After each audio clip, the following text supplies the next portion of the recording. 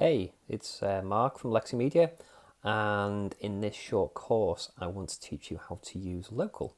Now Local is an application that you can install on your computer, and then you can use that to install WordPress and start building a website all completely free of charge. Local is a free application, WordPress is free. So what this enables you to do is it enables you to make a start on building and designing your website for no cost whatsoever. You don't have to worry about your hosting costs right now. You don't have to worry about buying your domain right now.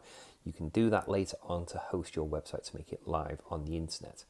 And the beauty of this is that you can actually get started, you can play about, you can learn, you can follow along with tutorials and get used to what they're trying to teach you. And it's not going to cost you anything in hosting costs or domain fees, like I said. When you are ready to do it, it's really easy to transfer it from Local over to your hosting company. I'll show you how to do that.